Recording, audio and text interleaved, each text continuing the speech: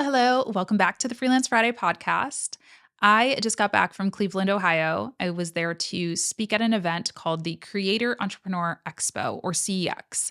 And I did a keynote all about how to find your unique voice in a world full of robots. And I got to say, it was one of my favorite talks ever. It was definitely the most vulnerable I've gotten on stage. It was a little more like TED Talk style as opposed to being very like workshop, instructional, how to. And I really enjoyed it. It was a challenge, but I really enjoyed it. And I think it was really well received. So that was fun. But that's not what we're here to talk about today. What we're here to talk about is what I learned at the event, because this was the first event I've ever been to that was like made for people just like me.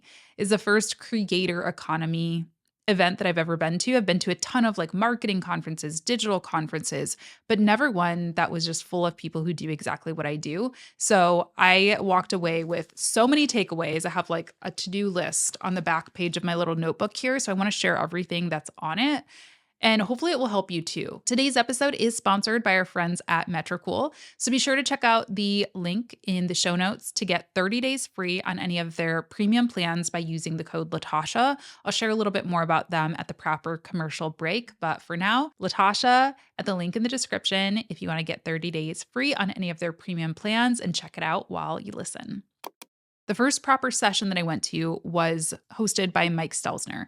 Mike is the person behind Social Media Examiner, which puts on the conference Social Media Marketing World. And I've known Mike for a couple of years. He's super smart. I've spoke at the conference, Social Media Marketing World, a couple times. I've been on his podcast. And it was really interesting to hear his session, which was basically just all about how Social Media Examiner makes money, what their revenue streams are, how they fuel their business. And I wanted to attend because I think sometimes as content creators, as solo independent content creators like myself, we can get so personal about it, and that's on one side, that's our superpower. Like I am just like a normal human being sharing my life and career and stories that I learn along the way.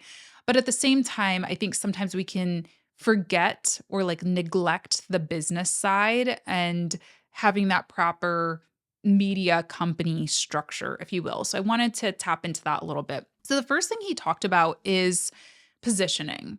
He said this is one of the most important things, that you can do is position yourself properly in your creator business. And he talked about three specific things. He talked about creed, he talked about mission, and he talked about a slogan. So basically, your creed and your mission is who you help and what you do to help them. Social Media Examiners was something like, we help people who are struggling to navigate the social media jungle, something like that. Basically, they give tips and advice and resources to people who are marketers or social media managers who are overwhelmed by all the things. And so it's very clear. You put that together into a slogan, which is just a one-liner basically, and you put that on your website, you put that, on your business cards and your social profiles, whatever, and it makes it very obvious whether or not that is a resource that is applicable to you or not. It's like so basic, right? And it's stuff that I tell people all the time. Of course, you got to figure out your unique value proposition. You got to figure out your elevator pitch. But it's kind of really hard for me to do, again, because I am so just like, this is my personal brand. I just share what's going on and things I'm learning along the way. But I do think it's really important to really hone in on that positioning, not just for your audience, but also for any potential sponsors that you work with, or if you're going to pitch yourself for speaking or anything like that. Now, something else he talked about that I'm going to be putting on paper is a sponsorship page. So one of the ways that Social Media Examiner makes their money is through sponsorships, specifically for the event, Social Media Marketing World. And he really broke down exactly what their sponsorship page looks like. I'm pretty sure you can just look at it on the website right now too, but kind of had this formula for it. Let's see.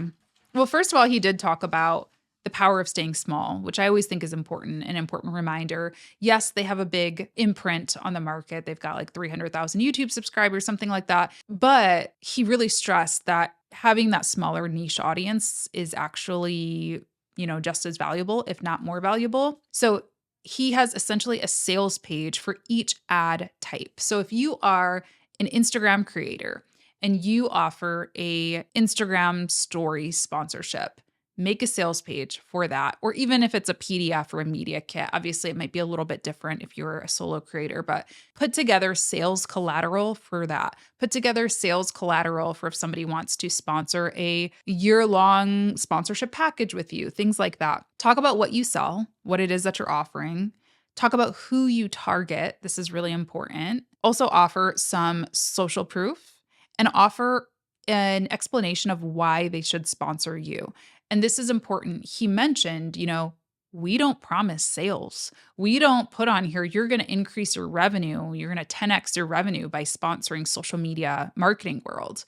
We offer you exposure and affiliation. And I think that's super insightful is like you're setting that intention from the get-go. It's not to say that brands that sponsor them are not going to get more revenue, but that is not the role of social media marketing world. That is not what they are there to do. They're not going to be pushing your product or anything like that, but you are getting access to their network and you're getting the stamp of approval from, a veteran in this field, somebody who has a lot of influence and power in this field. So I thought that was really fascinating and is something that I need to work on myself at making, my sponsorship page a little bit more intentional. Okay, the next session I went to, this was a speaker named Michelle Martello, and she talked about affiliate programs. And affiliate income is something that I'm definitely looking to increase this year. It was about 10% of my revenue last year. I'm hoping to make it a little more this year. I don't know if that's going to happen because so far it's around the same, maybe even a little bit less.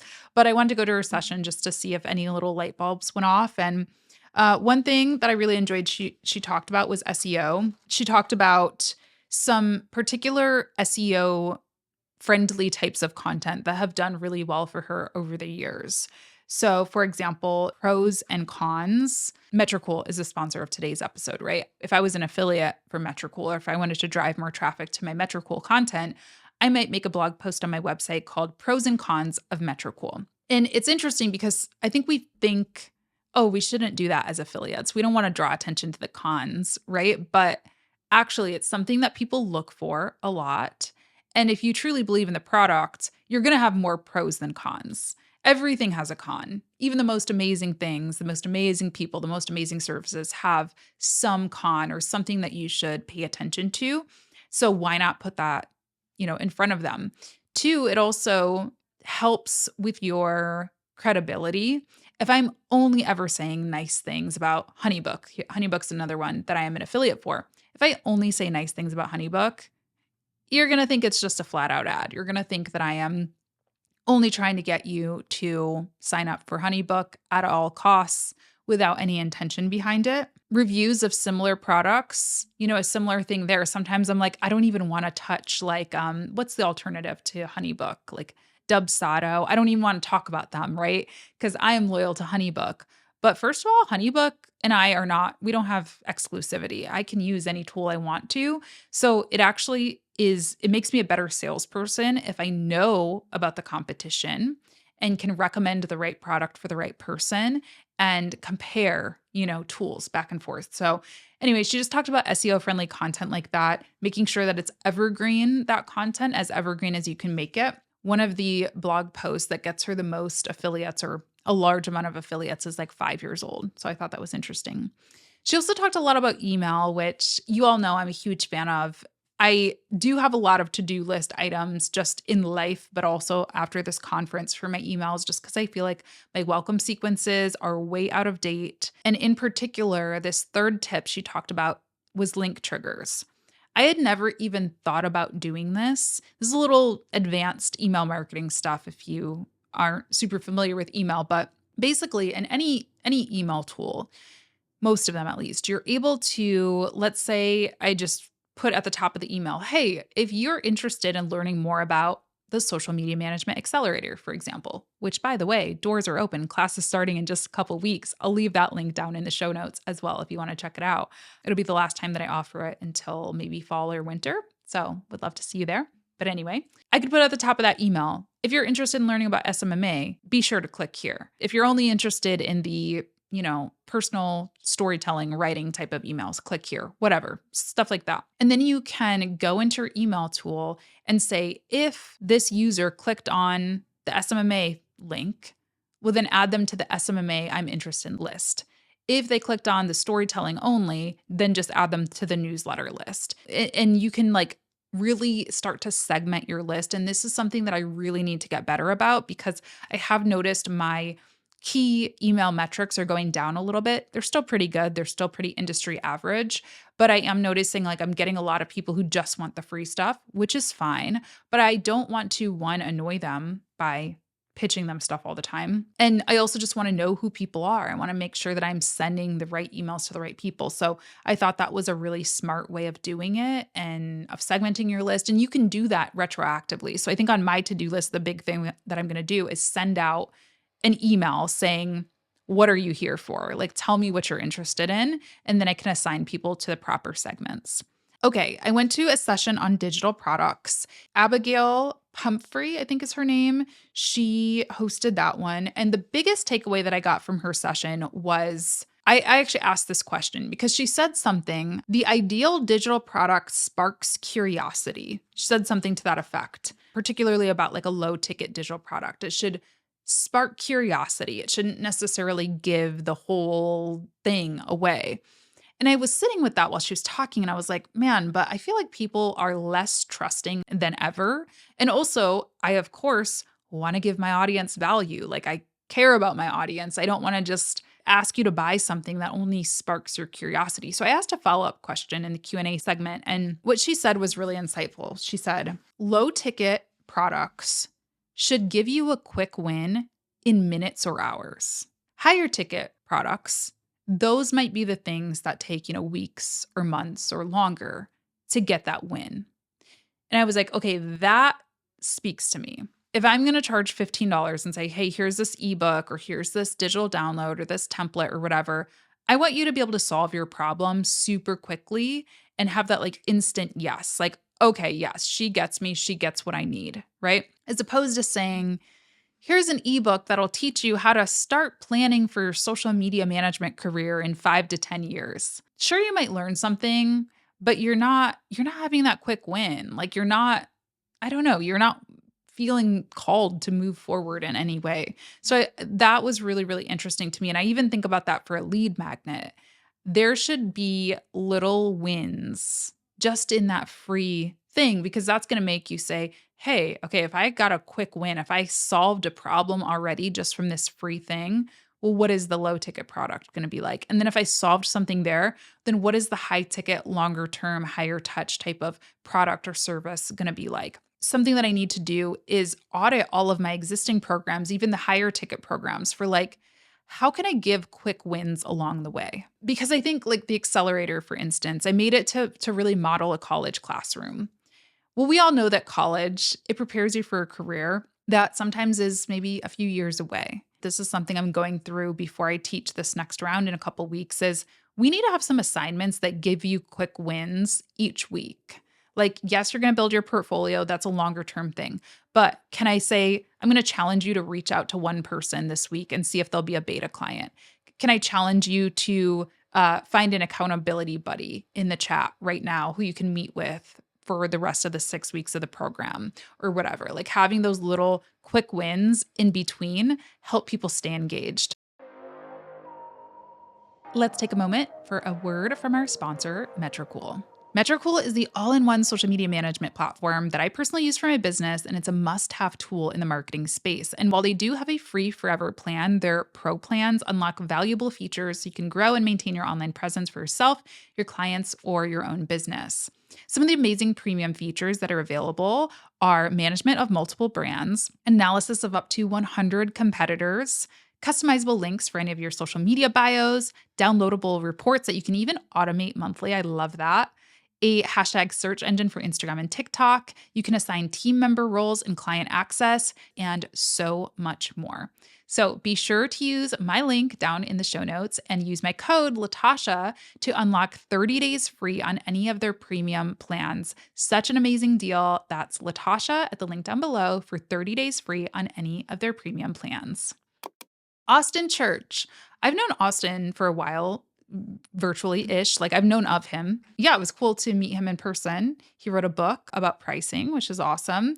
And I went to his session. This is a quote I wrote down. He said, it's a loose quote. It might not be verbatim, but we advocate for ourselves better when it's attached to an outcome versus just an arbitrary price.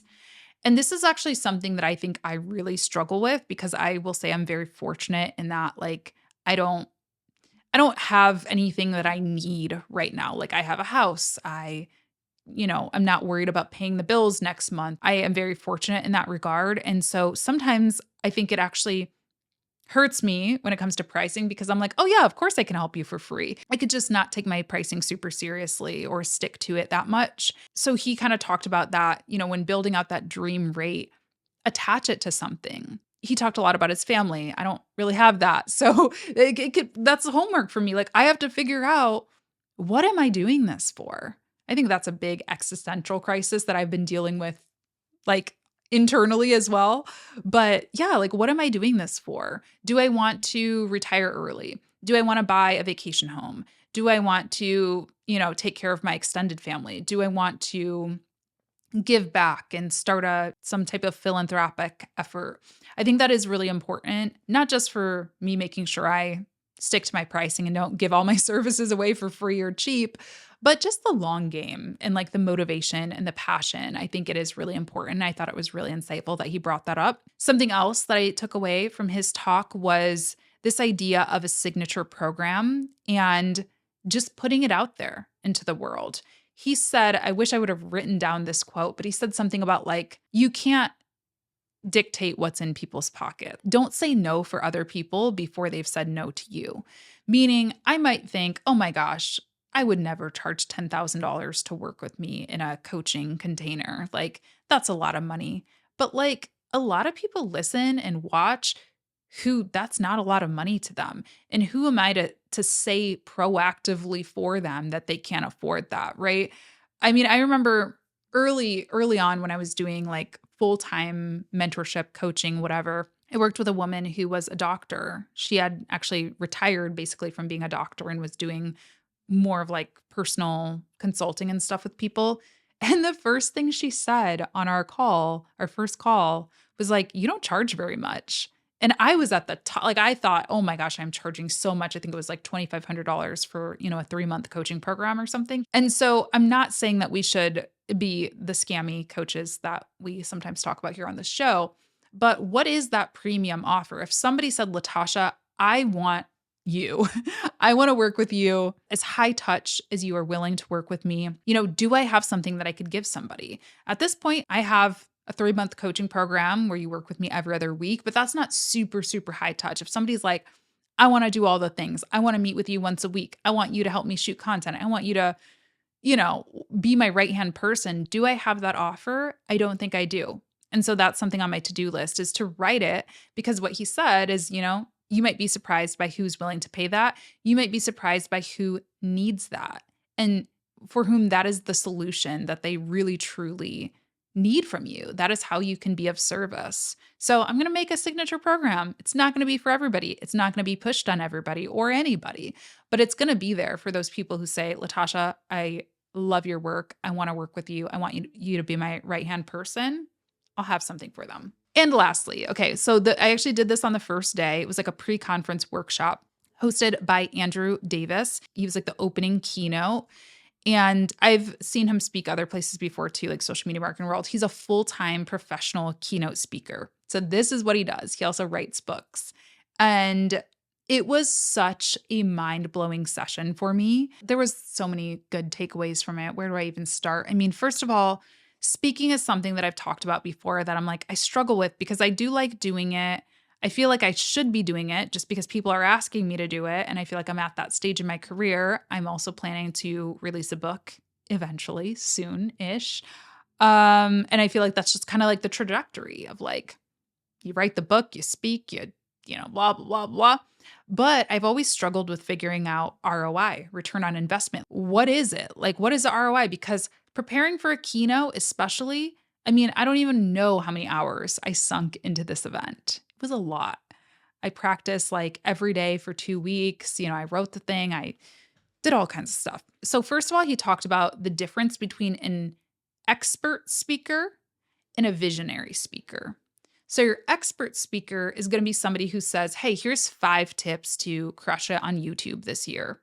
Here is a step-by-step of how to start a freelance business. Historically, that's what I've been booked for a lot, is like, basically these YouTube videos on stage. Those are pretty easy. And what he also talked about is that the pool is huge for those. And so those aren't the gigs that pay. They're not the gigs that pay, because if I say, no, I'm not going to give you 5 tips for YouTube without paying, especially a premium, well, they're just going to go to the next YouTuber who has just as many followers, if not more than me, who is happy to do it just to get on a stage. The visionary speakers are the ones who are, challenging ideas or getting people to think differently and things like that. He had kind of this whole matrix. It was interesting. And I think this talk that I did this week was actually one of my first true visionary speeches, where I was actually getting people to think differently. And I was there not just for my ability to give you 5 tips for something, but for my ability to motivate and inspire and all of that. So anyway, and the pool for those is much smaller, right? And so therefore, those are the things that are going to pay higher. Now, he talked about when pitching for speaking gigs, similar to what Mike talked about, like having your offer really fleshed out really well. And in particular, he talked about this Happy Meal offer. So, in a Happy Meal, you not only get the burger and the fries, but you also get the drink and maybe a dessert and a little toy to go along with it. So you get this bundle. And I think this can be applicable to any freelance service, whether you're doing UGC, social media, whatever, as opposed to discounting your rate. And this is something I've been teaching forever for freelancers, as opposed to discounting your rate. If you say, hey, it's going to be $25,000 for me to keynote this event, and they say, sorry, we only have 10,000. I'm not going to say, okay, cool, I'll give you all the same stuff for 10,000. I'm going to say, all right, cool, I'll do the keynote and that's it. Because I've built out my Happy Meal rate that includes the keynote, it includes a book signing, it includes a workshop, it includes a panel, it includes some social media posts, it includes an email to my audience. Well, I can just take away those layers until we reach the right price point, as opposed to just caving in and saying, no problem, I'll do it. So all that other stuff is for free. So build out that Happy Meal offer. And again, I think this is relevant to freelancers as well. Have that premium package. And then if your client just says, sorry, I only have $1,500, you're asking $3,500, well, you can take things away as opposed to just dropping the price. And then he also talked about this idea of a signature speech. Basically, every year he comes up with a talk, and that's the talk that he pitches. And I think this is another huge thing that I need to work on at this stage in my career. Listen, I've put in the time, I've put in my dues, I've gotten more comfortable on stage, I've proven to people that I can do it. I need to stop being so reactive. When somebody says, hey, can you come speak about blah, blah, blah? And I just say, sure, I can talk about TikTok, even though I hate TikTok. No more of that. I am going to be doing this year, how to find your unique voice in a world full of robots or whatever. That is my talk of the year. And that's what I'm pitching. That's how I'm positioning myself. And then he talks about this kind of donut idea where the main part of the donut is the same. I'm going to give how to find your unique voice in a world full of robots to every conference that I go to this year. The part in the middle is what's custom, the jelly or whatever we want to call it. That's going to be how I customize it. So if I do this at a realtor conference, well, I might be sharing realtor-specific examples. If I do it at VidCon, I'm going to be sharing YouTube-specific examples, right? So you can still customize your signature speech, but it's going to take so much less time. Like I said, these talks take so much time to prepare for and to write because I'm doing them all custom and are unique for every single event. So thought that was super insightful as well. Really enjoyed his workshop. Okay, so those were the biggest takeaways. There were so many sessions that I didn't even get to attend. I tried to go to as many as I could. By Monday night, I spoke at first thing, 9 a.m., and I was at talks until 6 p.m. And then I went to the speaker party, and then I went to the hotel to work out, and I was dead when I got home. So, or back to the hotel. So anyway, there were so many more that I wish I could have attended, but those were the big takeaways that I got from the ones that I was able to see. I really hope this was helpful for you. And let me know if you have any questions or want me to go in more detail about any of this stuff. As always, thank you so much for being here. I really appreciate our time together, and I will talk to you in the next one. Bye.